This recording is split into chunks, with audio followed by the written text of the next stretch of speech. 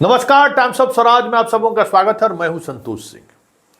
और आज हम टाइम्स ऑफ स्वराज में चर्चा करने जा रहे हैं कि पिछले 24 घंटे के दौरान बिहार की राजनीति में कुछ ऐसी बातें घटित हुई है जिसको लेकर एनडीए में हलचल मचा हुआ, तूफान मच गया है। जी हां, बात ऐसी ही है क्योंकि एक दिन पहले अति पिछड़ा का सम्मेलन बीजेपी के द्वारा आयोजित की गई थी। एक ऐसे समाज का सम्मेलन आयोजित किया गया था जो समाज अपने आप को नीतीश के काफी करीब मानता रहा है। लेकिन वो सम्मेलन, वो जयंती के मौके पर पूरी तौर पर वो कार्यक्रम फ्लॉप हो गया था। गिनती के 100-200 लोग भी नहीं पहुंचे थे। और वहीं भीम संसद में नीतीश कुमार ने दिखा दिया कि मेरी ताकत क्या है।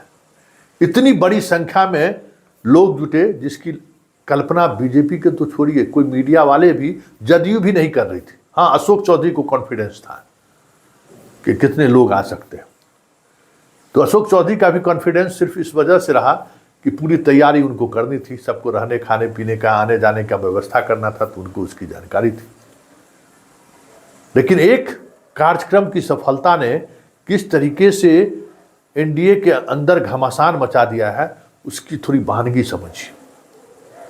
जिस उपेंद्र कुशवाहा से पिछले 15 दिनों से वो दिल्ली बैठे हुए हैं, कोई नेता मिलने को तैयार नहीं था, आज नित्यानंद राय उसके घर भी पहुंचे और नित्यानंद राय अपने साथ उनके घंटों बैठक भी की। चिराग पासवान और पारस के बीच जो विवाद चल रहा था, उस विवाद का कैसे जल्द से जल्द समाधान निकले, इसको लेकर दिल्ली में आज बैठक बुला ली गई है कि बीच का रास्ता निकालो, जल्द से निकालो। वो जीतन राम मांझी, जिस जीतन राम मांझी के सहारे दलित राजनीति को साधना चाहते थे, लेकिन दलितों ने दिखा दिया कि आपके साथ नहीं, क्योंकि मगध से ही सबसे ज्यादा दलित इस कार्यक्रम में शामिल, उत्तर बिहार से तो बहुत कम लोग आए हैं। तो उनकी जो शैली थी, जिसको लेकर प्रधानमंत्री तक उत्साहित हो गए थे कि चलिए नीतीश को इसी में पटकनी देते हैं, लेकिन वहां भी वो कामयाब होते नहीं दिखे। स्वाभाविक है, ऐसे में बेचैनी, अलग अलग तरीके का बयान आना शुरू हो गया है। उपेंद्र कुशवाहा ने कहा कि जदयू तो खारिज है, जदयू का नाम क्यों लेते हैं आप? चिराग हमेशा नीतीश पर तल्ख टिप्पणी देने के लिए जाने जाते हैं, उन्हें भी लगता है कि उस भीड़ का अंदाजा नहीं रहा होगा। जैसे ही ये बातें गई, उनके चेहरे पर भी वो भाव दिखने लगा, कुछ तो है, ऐसे कैसे हो सकता है। वो अपने कार्यक्रमों में उपस्थिति देख के गौरवान्वित महसूस करते थे कि हम नीतीश को उखाड़ ही फेंकेंगे। लेकिन अभी तक जितने कार्यक्रम चिराग के हुए होंगे, उस तमाम कार्यक्रमों को इस एक कार्यक्रम से उन्होंने जवाब दे दिया कि देखिए दलित किसके साथ है। जब बात यहां तक, और आज पूरी मीडिया ने भी गजब का लिखा है भाई। सारे मीडिया का अखबारों को आप पलट लीजिए, हर अखबार ने भी का अंदाज जुदा जुदा सा है। हर कोई तारीफ कर रहे हैं कि वेटनरी ग्राउंड में आज तक इतनी संख्या में लोग आए ही नहीं थे। हर अखबार का हेडलाइन यही है।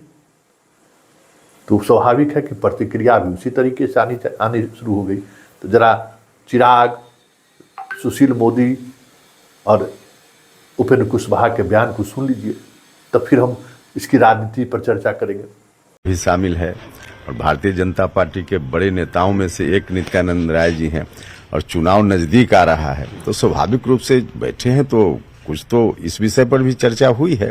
क्या मायने निकाले जाए? नहीं, मायने का कुछ नहीं निकालना है। एनडीए को कैसे हम लोग मजबूत करें, इस पर बात हुई है, ताकि बिहार में 40 में 40 नरेंद्र मोदी जी की झोली में हम लोगों को देना है। तो इसके लिए तो हम लोगों को बैठते रहना पड़ेगा। बात ऐसे में आप संसद करेंगे, ऐसे में आप दिखावा करेंगे कि आप दलित हितैषी हैं, आप दिखावा करेंगे कि अनुसूचित जाति जनजाति वर्ग से आने वाले लोगों की सबसे ज्यादा चिंता आपको।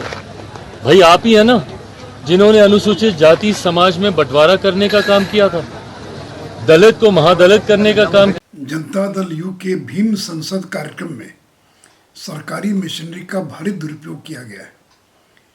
दलित बस्तियों में काम करने वाले विकास मित्र, टोला सेवक, तालीमी मरकज, उनको प्रलोभन दिया गया कि उनको राज्य कर्मी का दर्जा दिया जाएगा, उनकी वेतन वृद्धि की जाएगी और उनके माध्यम से ये भीड़ जुटाई गई है।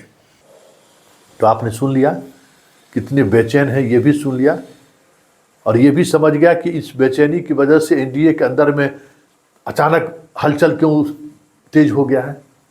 वजह साफ है, नीतीश ने एक बार फिर से दिखा दिया है कि मैं ही हूँ और मैं जहाँ हूँ बिहार की राजनीति की लकीर वहीं से शुरू होगी और जब तक मैं हूँ मेरे बगैर किसी गठबंधन का कोई मतलब नहीं है।